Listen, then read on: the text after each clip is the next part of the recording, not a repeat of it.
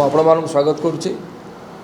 ओडिशा जनता कांग्रेस तरफ एक गुरुत्वपूर्ण प्रसंग आज सांबादिक सम्मेलन आपण मैंने जानिथिबे जे विगत 2 वर्ष भितर ओडिशा रे डबल इंजिन सरकार आसवा परे जो क्राइम रेकर्ड हार जदि आप देखिए सी 22 एवं 2023 ए 2 वर्ष तुलन में 2 गुण अधिका डबल इंजिन सरकार डबल क्राइम रेट सारा ओडिशावासी को स्तब्ध करिछि एवं आम मान को हतचकित भी करिछि।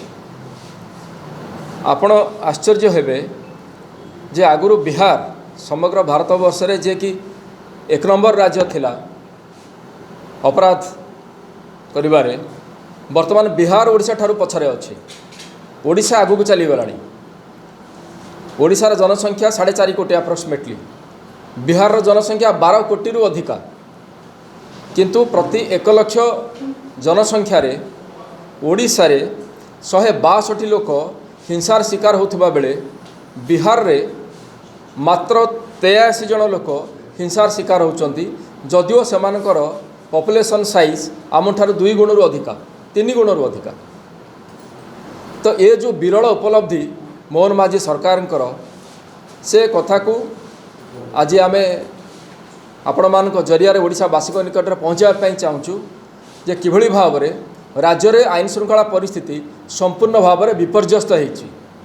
निकट अतीत में घटी किसी घटनावली को जदि आप नजर पकेबे जहाँकि आपण मान जरिया आम पाखक आसीथिला एवं आम प्रतिवाद भी करूँ, किंतु सरकार कुंभकर्ण निद्रार शोइचंती।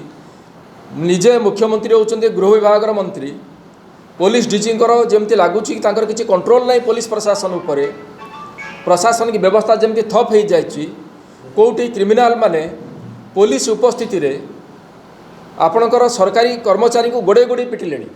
बाली माफिया पथर माफिया माने सरकारी कर्मचारी को ऊपर आक्रमण कर। तो अन्य किसी जगार आपड़ देखिए थाना भितर 3rd डिग्री टर्चर करिबारे ओडिशा वर्तमान भारतवर्ष 1 नंबर हो गलानी।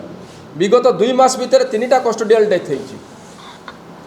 आपणकर मनरु लिभि नथिबो जे बालिवंता सौम्य रंजन को हत्या जो भिड़ हिंसा आपणकर कवि सूर्यनगर गंजाम जिला जड़े दिव्यांग युवक को थाना को डाकी जो भाव में अकथनीय निर्यातना दिगला एवं ताको मारी दिगला। आपणकर तालचुआ थाना केन्द्रापड़े सेठी भी आपणकर जो कस्टडी भितर पुलिस कस्टडी भितर जो भली भाव में जड़े निरीह युवक को टर्चर करागला। एमती अगणित उदाहरण रही। पुरी जिला कणास थाना अंचल आपड़ देखिए किभली भाव में जड़े युवक को दिन दिपहरे बुलेट चढ़ी हत्या उद्यम करागला। बरहमपुर बजार उपरे सहरर छाती उपरे आपणकर दुर्बृत्त माने हाणिले, पूर्व शत्रुता को किसी नहीं हाणिले। नयागढ़ जड़े व्यक्ति जी कि ई बाली माफियांकर मुखा खोलुथिले, पुलिस इनफॉर्मर थिले एवं हुइसिल ब्लोअर थिले, सेमानको हत्या करागला से व्यक्ति। तो ओडिशा रे वर्तमान आईन श्रृंखला परिस्थिति एते विपर्यस्त होईची जे एकता कहबा को हमको लाज लगुच। आगुर ओडिशा गोटे शांति प्रिय राज्य एवं शांतिपूर्ण राज्य भाव में समग्र देश कौन समग्र विश्व में ख्याति लाभ करथिला।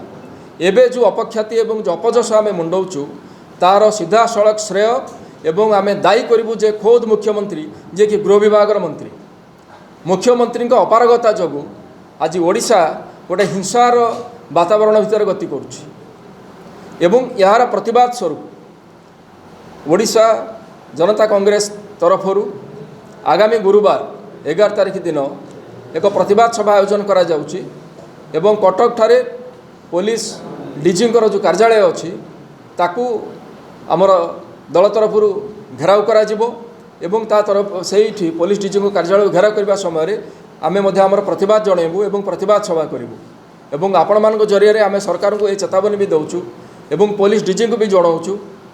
ओडिशार प्रशासनिक विधि व्यवस्था को आम जन देवाई चाहूँ जे जदि आपण ओडिशार जदि जो आईन श्रृंखला परिस्थिति को आपण एबेठारू माने ताको सुधारिबा पई जदि तत्पर न हेबे ताले आगामी दिन में आम दल राजरास्ता को ओह्लैब।